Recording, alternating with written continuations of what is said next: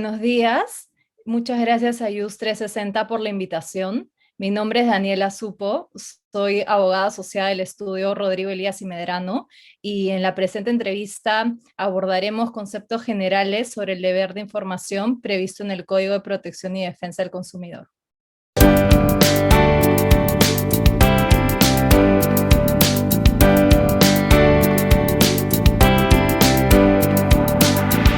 Gracias por la pregunta. Preliminarmente a responderla, es importante señalar que este es un pilar fundamental en el ámbito de protección al consumidor e incluso goza de un reconocimiento constitucional. En efecto, el artículo 65 del capítulo dedicado al régimen económico del país de nuestra actual Constitución señala que el Estado defiende el interés de los consumidores y usuarios. Para tal efecto, garantiza el derecho a la información sobre los bienes y servicios que se encuentran a su disposición en el mercado. Ahora bien, el parámetro general en relación al derecho de la información es posible encontrarlo en los artículos 1.1b y 2 de la Ley 29571, Código de Protección y Defensa del Consumidor. El artículo 2 del Código establece que el proveedor tiene la obligación de ofrecer al consumidor toda la información relevante para, en primer lugar, tomar una decisión de consumo adecuada, así como, en segundo lugar, para efectuar un uso adecuado de los productos o servicios. Es decir, y conforme ha sido señalado por la Sala Especializada en Protección al Consumidor del INDECOPI, en tanto la información es un proceso de naturaleza dinámica, esta no es exigible únicamente al momento de la configuración de la relación de consumo, sino también a lo largo de la misma. De la misma manera, el artículo bajo comentario también establece las características que debe tener la información a ser brindada por parte de los proveedores, los cuales son: esta información debe ser veraz, suficiente, de fácil comprensión, apropiada, oportuna, fácilmente accesible y brindada en idioma castellano. Asimismo, debe quedar claro que el deber de información de los proveedores es a su vez el derecho a la información de los consumidores. Los proveedores tienen la obligación de brindar a los consumidores la información adecuada o necesaria a efectos de que estos adopten una decisión de consumo adecuada con sus intereses.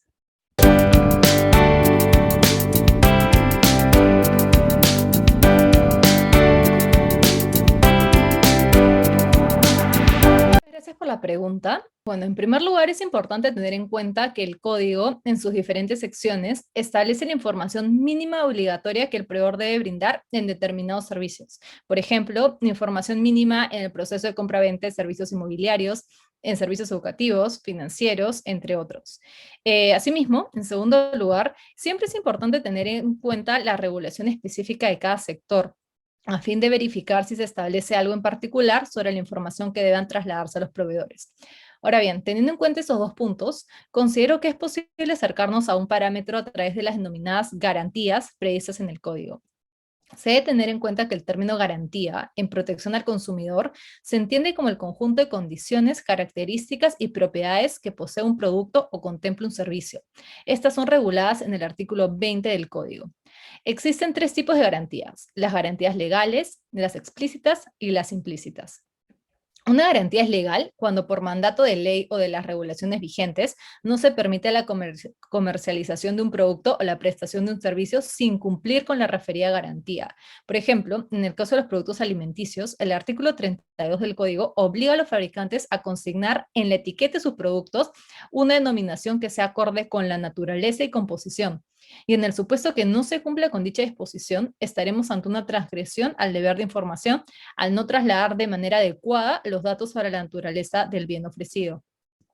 Una garantía es explícita, por otro lado, cuando se deriva de los términos y condiciones expresamente ofrecidos por el proveedor al consumidor en el contrato, en el etiquetado del producto, en la publicidad, en el comprobante de pago o en general en cualquier otro medio en el que se pree específicamente lo ofrecido al consumidor. De acuerdo a ello, la información brindada debe encontrarse acorde a la garantía explícita.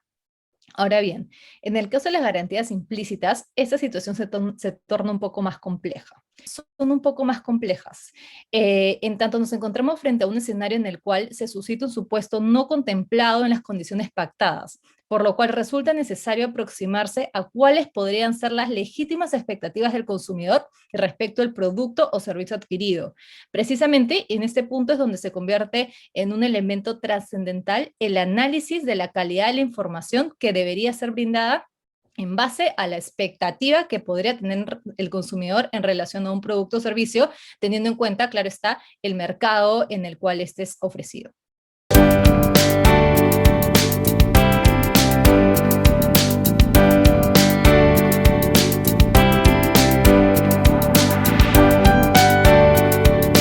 Gracias por la pregunta. En primer lugar, para definir si nos encontramos ante una controversia de protección al consumidor, es importante definir si existe una relación de consumo.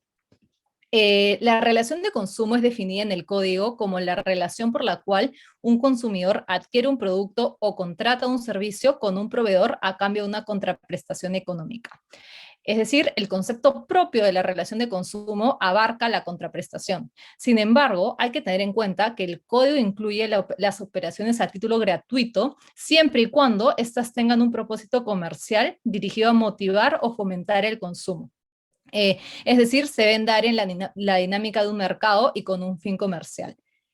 En este caso, bajo las actuales condiciones en las cuales se viene dando la vacunación, es decir, campañas universales y gratuitas, se debe tener presente que el Estado no realiza ninguna actividad económica, no existe ningún cobro por la vacuna, además el Estado no actúa en la dinámica de un mercado ni con un fin comercial, sino como un prestador de servicios sociales, como lo es el derecho a la salud.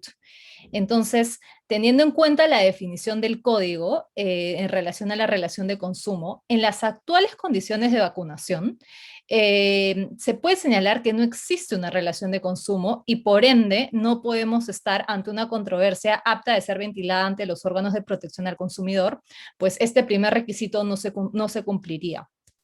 Finalmente, es importante tener en cuenta que otro tema es la ley de la transparencia, es decir, como ciudadano peruano, a través del derecho de petición, se puede pedir a la administración pública y eso es otro tema con otro análisis. Sin embargo, bajo protección al consumidor, bajo el ámbito de protección al consumidor, no se podría alegar una infracción al derecho de información en tanto no se cumple con el requisito de que exista una relación de consumo.